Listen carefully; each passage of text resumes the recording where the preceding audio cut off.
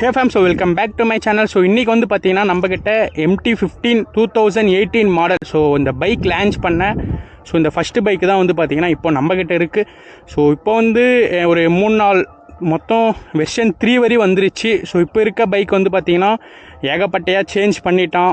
So suspend ஆகட்டும் இல்லை அசார்டு, அதுக்கப்புறம் பார்த்தீங்கன்னா இண்டிகேட்டர்ஸ் எல்லாம் வந்து பார்த்தீங்கன்னா எல்இடியில் கொடுத்துட்டோம். பட் ஆனால் இது வந்து பார்த்தீங்கன்னா ஓல்ட் இஸ் கோல்டுன்ற மாதிரி இது வந்து பார்த்திங்கன்னா ஃபஸ்ட்டில் வந்த MT தான் வந்து பார்த்திங்கன்னா இன்றைக்கி நம்மக்கிட்ட இருக்குது.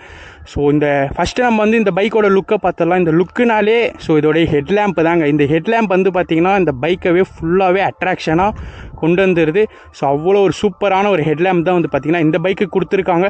ஸோ இந்த ஹெட்லேம்ப் பார்க்கும்போது வந்து பார்த்திங்கன்னா இந்த ஒரு கார்ட்டூன் படத்தில் ஒரு அனிமல் வரும்.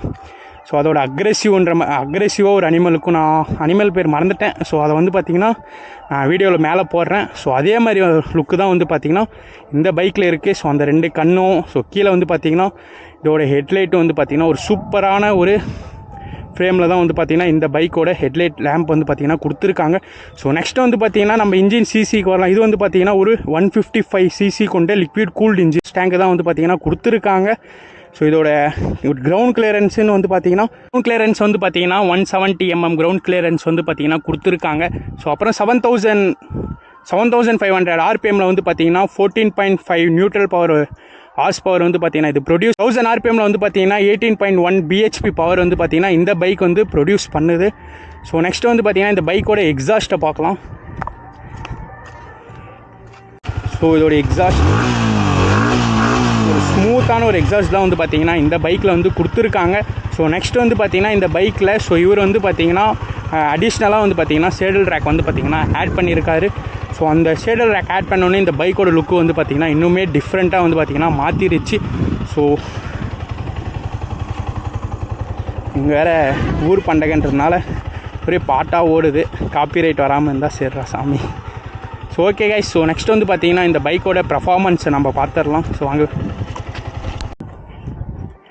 ஸோ ஓகே ஃபேம், நெக்ஸ்ட் வந்து பார்த்தீங்கன்னா இந்த பைக்கோட ஓனர் இவங்க தான் இங்கே தான் இருக்காங்க. ஸோ இந்த பைக்கோட ஓனர்ஷிப் ரிவ்யூ எப்படி இருக்குன்னு சொல்லி கேட்டுடலாம். சொல்லுங்கள் ப்ரோ. ஓனர்ஷிப் ரிவ்யூன்னு பார்த்தீங்கன்னா பைக் எடுத்து ஒரு 2.5 years இருக்கும் ப்ரோ. இது வரைக்கும் என்னென்னு பார்த்தீங்கன்னா சர்வீஸ் தான் எனக்கு கேட்டால் ஒஸ்ட்டுன்னு சொல்லுவேன் நான். ஏன்னா 8000 கிலோமீட்டர்லேயே பார்த்தீங்கன்னா இன்ஜின் நாய்ஸ் அடிக்குது.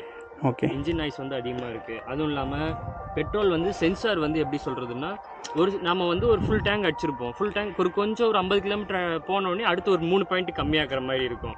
3 பாயிண்ட் கம்மியாகுனா அப்புறம் என்ன தெரியாது இல்லை, நம்ம ஃபுல் டேங்க் அடிச்சிருப்போம், எப்படி பிரச்சனைன்னு தெரியாது. அதனால் சென்சார் இஷ்யூ ஒன்று இருக்குது. மற்றபடி என்னன்னு சொல்ல okay bro.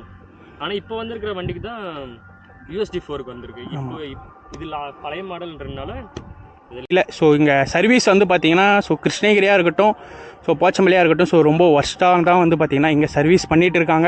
Mostly Yamaha service எல்லாமே ஒர்ஸ்ட்டாக தான். யமகான்னு இல்லை, KTM எல்லாமே ஒர்ஸ்ட்டாக தான் பண்ணிகிட்டு இருக்காங்க. ஸோ சர்வீஸ்ன்னு வந்து பார்த்தீங்கன்னா எங்கேயுமே ஒழுங்காக பண்ணுறதில்ல. ஸோ ஓகே ஃபேம், நெக்ஸ்ட் வந்து நம்ம இந்த பைக்கோட பர்ஃபார்மன்ஸை பார்க்கலாம்.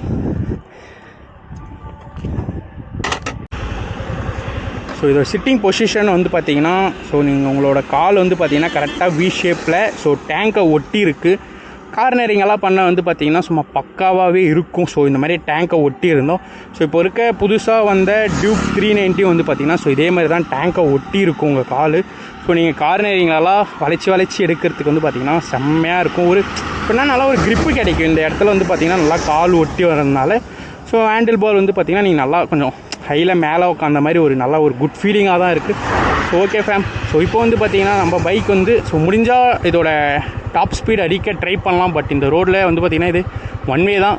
டாப் ஸ்பீட் அடிக்க முடியலனாலும் முடிஞ்ச ஒரு 100 எவ்வளோ கீருக்குள்ளே போகுதுன்னு போய் சொல்லி பார்க்கலாம். So guys, let's go. So இந்த பக்கம் போலீஸ் இருக்காங்க. ஸோ ஓகே ஃபேம், 100 டச் பண்ணலாமா?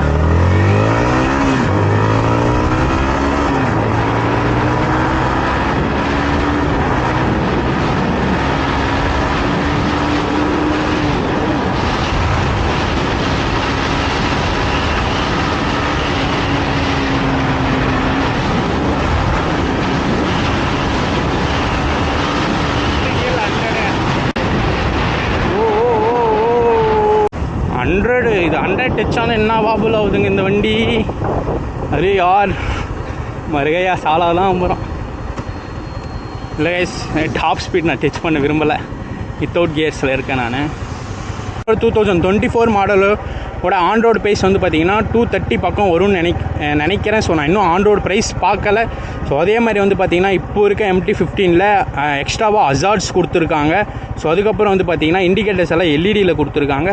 ஸோ கொஞ்சம் டெவலப் பண்ணியே கொடுத்துருக்காங்க. ஸோ அந்த பைக்கும் இருக்குது. ஸோ நான் முடிஞ்ச அளவுக்கு MT-15ஓட 2024 மாடல் நியூ பைக்கோட ரிவ்யூவும் நான் இன்னும் சீக்கிரத்தில் நான் போட ட்ரை பண்ணுறேன். So okay fam, thank you for வாட்சிங், பை.